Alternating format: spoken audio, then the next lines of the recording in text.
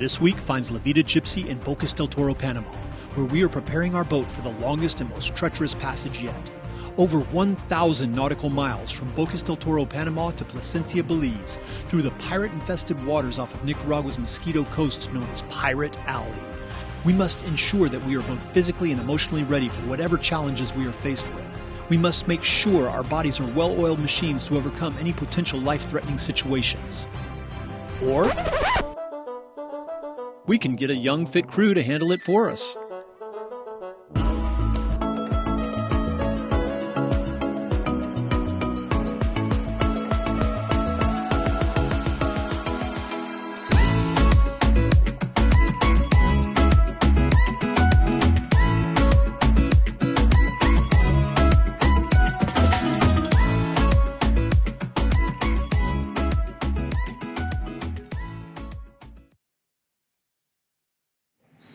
D-Day, go time. We leave tomorrow, filling out all of our crew paperwork. We've got 3 passengers on board, or crew members on board, so I'm doing 3 times the work than what I normally do, getting all of their paperwork in, and Belize is one of those countries where you have to do a lot of submission, hard copies, and electronically to get them in, so let's hope I don't screw this up.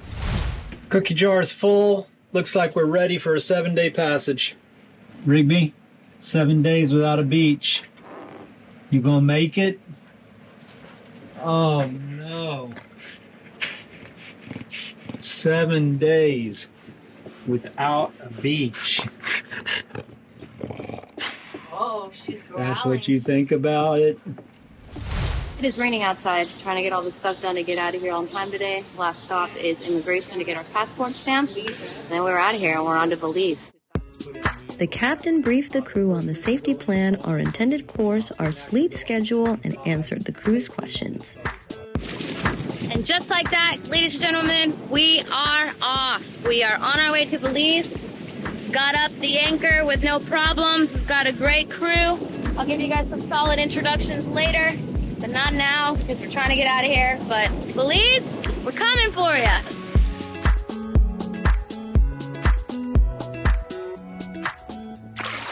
Good morning, guys. I want to catch y'all up. We started late yesterday, and we had a whole bunch of stuff to get taken care of as far as safety drills and stuff with our crew. So we didn't film anything yesterday. We just wanted to get ourselves settled, get underway, get through the night. And today, I'm getting you caught up to date. We have had a rough ride already. It's very overcast, and we've been chasing a lot, or avoiding a lot of storms. We've got a lot of lightning in front of us today, and so we're trying to decide left, right, which way to go to get around this.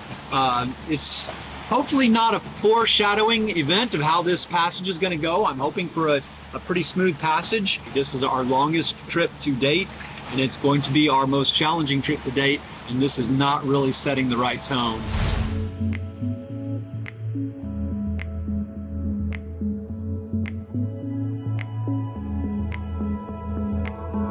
Now it's time for some introductions. We have on board the most awesome crew, including a returning crew member from our crossing to La Paz, Chase.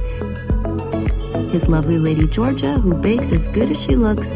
Finally, Captain Cass, who is much more comfortable at the helm than she is in front of the camera.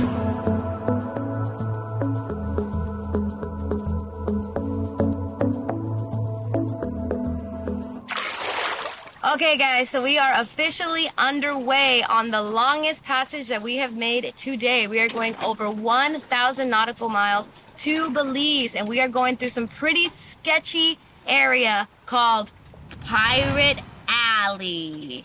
Yeah, and this is one of many pirate-infested zones around the world. It's not really one of the most dangerous around the world. Of course, you got those around Africa and stuff that are very infamous, but this one is dangerous in the Caribbean. And so we felt like we needed to have a plan on this passage so that if something were to happen, that we weren't freaking out and we weren't being frantic, and we would actually have a plan to follow. You guys know how I like to freak out if there's no plan, so he really had to do his homework this time. Yeah, she made me do my homework. I've actually got a plan in place. It's broken down into different threat levels, which start, of course, with threat level 1, and that's when a vessel is approaching us. actually there's more tankers than you would think out here in the Caribbean Sea passing over to the Panama Canal. So you're going to have vessels that actually approach you that aren't a threat. But what we want to do is we want to alter our course so that we can find out if that vessel is just passing by or if the vessel's actually trying to intercept us. Yeah. We want to make sure that we take photos and videos of that vessel, and we want to make sure that they can see all of us on deck so that we can show force and let them know that we are not going to be taken easy. We're not messed around with. That's right.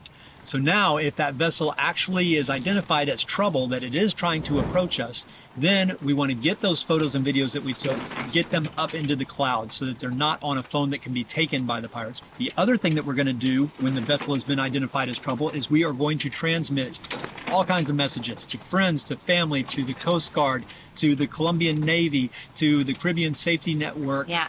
Every way we can. We've got a land-based group of people that are monitoring our trail. We've got family, and we've also got some Panama posse members that are also helping us out. So, and that's all because we have Starlink on board, yes. So we are still in connection with the world out there. Yep. Other than the Starlink, we're going to use our VHF radio, our SSB radio, and our any kind of communications we have on board. If the people actually try to board the boat, we are at level 3. They are trying to overtake us. At this point, we're going to hide our handheld VHF. We're going to hide the phones that we need, hide the things that we are going to need to make communication with the outside world once this pirate attack is over. We are also going to update messages to everybody to let them know that this has become serious, that people are trying to board the boat. Mm-hmm. And then we're going to take defensive measures to keep these people off the boat. We will have one person dedicated to the helm so that they can take evasive measures while the rest of us do everything we can. Lasers, wasp spray, ropes in the propeller. Machete in hand. Flare guns, whatever we can. Howling, acting like a psychopath. To keep them off the boat. We'll even tell Rigby to bark her head off. That's right. To try to keep with her lamb chop in her mouth. That takes us to threat level 4. If the pirates overtake us, then we have to change strategy. Now we have to negotiate to get them off the boat as quickly as possible. I'm going to have the women aboard go downstairs. They're going to take the dog, take Rigby with them. Yep. And they're also going to take an EPIRB, which is just an emergency device. So should things go south, they can set that off and let the world know that there's a life-threatening situation. While the men are going to stay above board, and we are going to try to negotiate with the pirates to get them off the boat as quickly as possible. Let them have what they came for and get them going. So that's our plan. Yeah. Hopefully we don't have to go through anything past threat level 1. Yeah. But should it occur, at least everybody has their job. Everybody knows what they're supposed to do. And so I'm hoping that we can keep calm and collected. Yeah.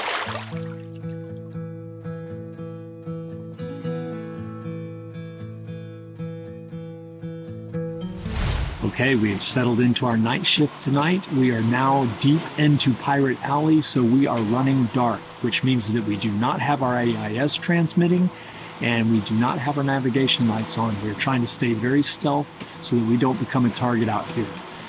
So our course is set, the winds are good. I think everything's going to be great. Let's cross our fingers. We've got another 3-4 nights of this and then we should be out of the woods.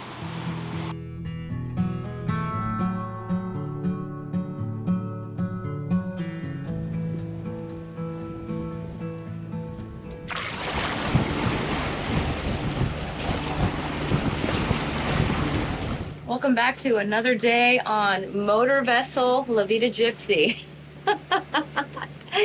We have gotten no sailing in. I mean, it's been like an insignificant amount. It's been kind of depressing, but we are making way. The weather has changed from our last update. It's nice and sunny, so I think we're going to try to get some laundry done today once everybody is up and at 'em. So hopefully today the winds change and we have better luck sailing this boat and going back to a sailboat instead of a motor vessel.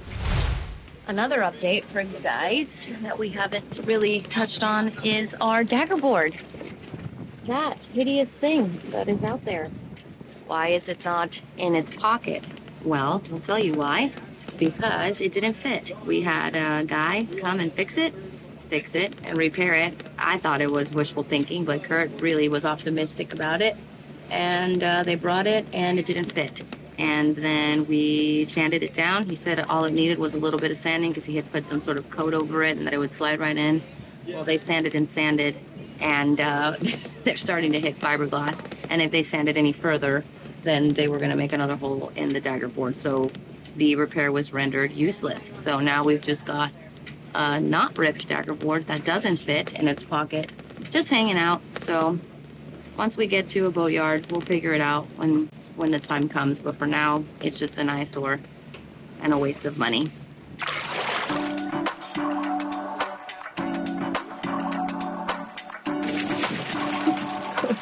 Do we have white clothes yet? No.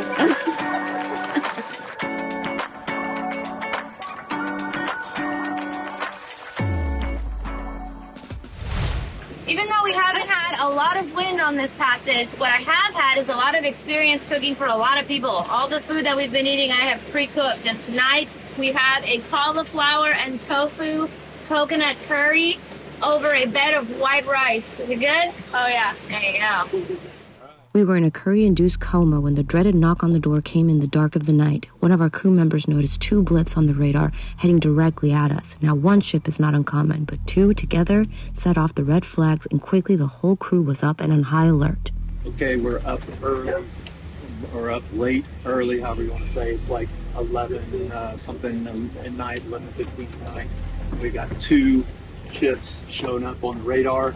They started heading toward us. They finally popped up on the AIS, which, you know, that's kind of a good feeling to me that they're on the AIS, but so maybe they're official boats, but we really don't know. They're not close enough yet that we can identify what they are, but they were coming straight at us at about 11 knots, and so we have decided to take evasive measures at this point, and we have altered our course by 90 or more degrees, and we're trying to move out of their way.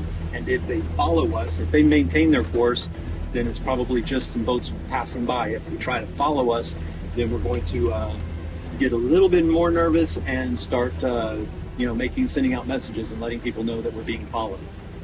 Right now, they are still 12 miles out, so we have a little time. Looks like one of them may be identified now. It's saying it's a tanker, so that's good news. But we got 2 tankers right next to each other. Not what you want to see in the middle of the night, having 2 boats coming at you at the same time. But we followed protocol, so it's a good training for all of us. They're both tankers. Woohoo! We're hoping that this is the case. Either way, we've got to get the heck out of their way because we're in the dark. We don't have our AIS on, and they would not know that we're here. We don't even have our lights on. That's true. So, yeah. This is the nerve-wracking reality of traveling through Pirate Alley.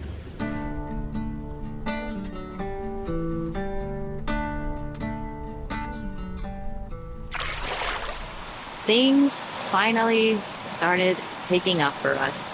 Hope I'm not jinxing it by saying it out loud, but since the incident last night where we thought we were getting pirated, but it was just tankers, our luck turned around right after, and we have been sailing since. We've been holding about 7.5 to 8 knots for the last 9 hours. And if we keep going, we might actually gain some time back from all the time that we lost motoring. So I'm hoping and crossing my fingers that we can hold on to this wind just a little bit longer. We should be making the turn west towards Belize at some point this afternoon, and I'm hoping that when we do that we'll get a better angle. But everyone is asleep right now, and it's just me and Rigby, and yeah, another day out on sea.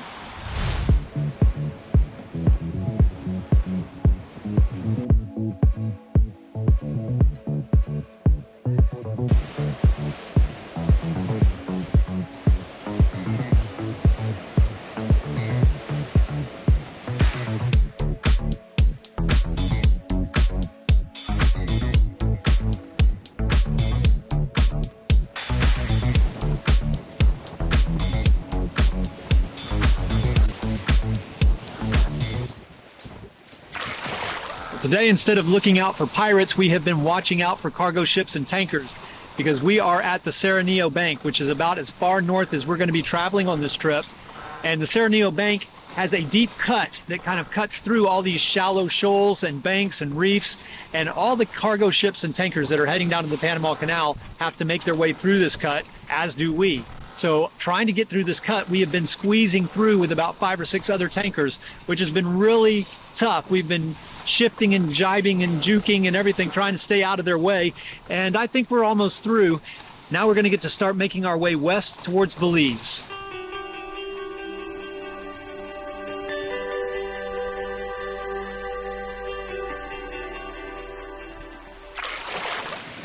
What are you thinking?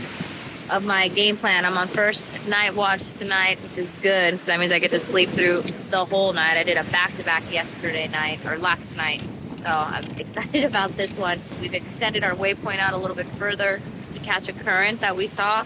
Hopefully it works out because we're adding an extra like 15, 20 miles more to that, but I think it'll be good.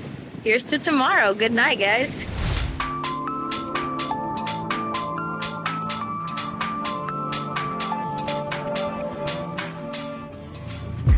Once again, it was another restless night as we found ourselves glued to the chart plotter as we tried evading suspicious boats. Is he gaining on us? Yeah, well, he's not gaining on us, but very suspicious. He's going to be within like a mile of us once we pass. So this one over here we've identified as some sort of tanker, although he's running guard, he's not on the outline. This guy here is much smaller and is the one that seems to be on a course to intercept us. Is much more suspicious, so we're trying to keep an eye on him and see what he does. Yeah. A whole bunch of nothing, but man, you have no idea what they are. It's pitch black outside.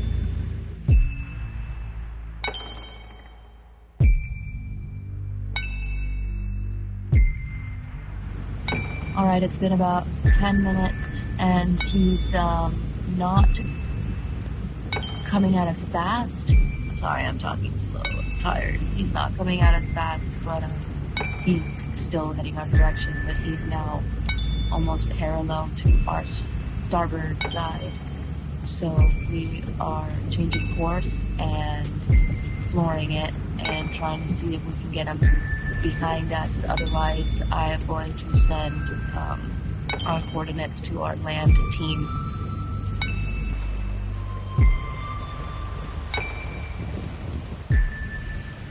Okay, we are putting some distance between us and that vessel that we saw. There was definitely something out there. We saw his lights. Don't know if it was a fishing boat, don't know if it was a sailboat. However, I tend to believe it was a fishing boat because we did not see a mast light and they actually had some working lights going. They had somebody flashing a floodlight into the waters, which is typical of fishermen checking nets or checking lines. We got within half a mile of that boat. We really didn't even notice they were out there until we were heading right towards them. And then by the time we corrected, we got within half a mile of them and we could clearly see them. But now we're putting some distance between us. The sun is coming up. It's about 5:15 in the morning. So we're trying to get this distance between us because we are about to lose our safety of the cover of darkness. And now we're going to be visible. And so we don't want to be anywhere near any fishermen. We don't know if they're friendly or not. We determined it wasn't a fishing boat after all. As the boat veered off and away from us, it sent out a radar jamming signal that lit up our radar screens. We concluded it must have been the Colombian Navy patrolling the waters near their Serano base. Okay, breads are being baked, coffees have been drank, we've got a little bit of energy in us, and now it's time to do our inauguration of the crew and throw them overboard. Refreshing. That's your shower. Scrub good while you're in there. No one can see. We took the opportunity while we were in the water to check out the sail drives and rudders and found that the sail drives were covered in sargassum weeds that are so prevalent in the Caribbean. Good job, guys. Good job. Great job. Georgia's our in-house chef right now. She's been baking up a storm. This looks so good. This is exactly what we needed. Thank you so much. You're welcome.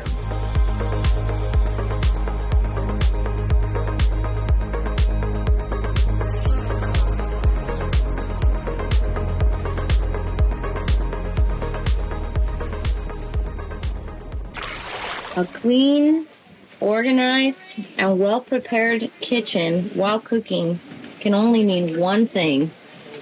Linda ain't in it. It means I'm giving her a break. She's done a wonderful job all week of keeping us fed and making sure that we had enough food on the boat for this passage. So today I stepped up and decided to do some cooking in the kitchen myself.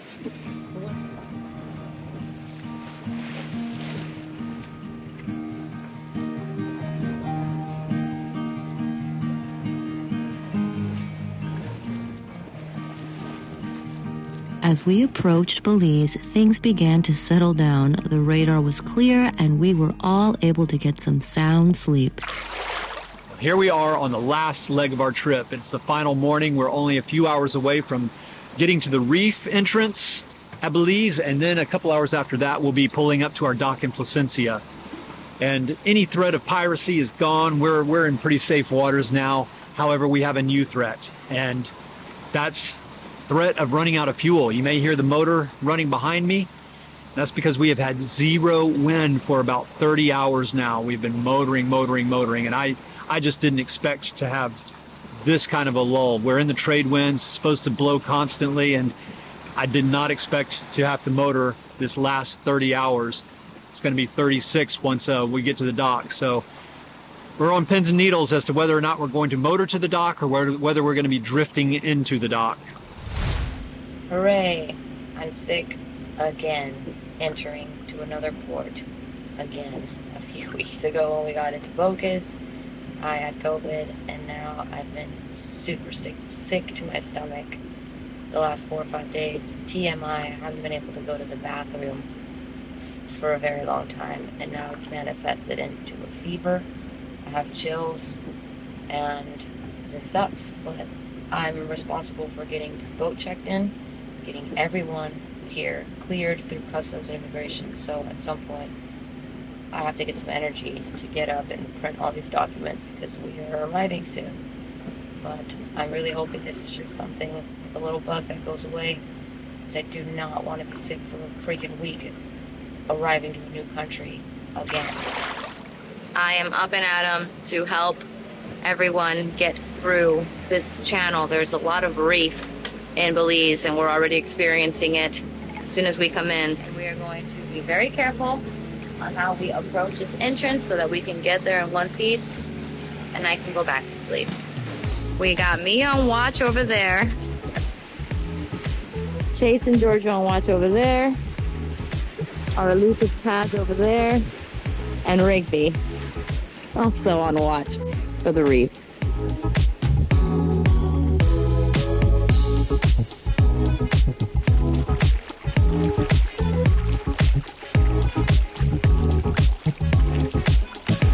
We've successfully dodged all the reefs, and we are now approaching our dock. And guys, 1,000 miles is all I have to say right now. 1,000 miles. Lintel! Thank you guys so much for watching. Be sure that if it's your first time here to hit that subscribe button. And if you've been here before, smash that like button. Patrons, thank you so much for putting the winds in our sails, and we will see you guys next week.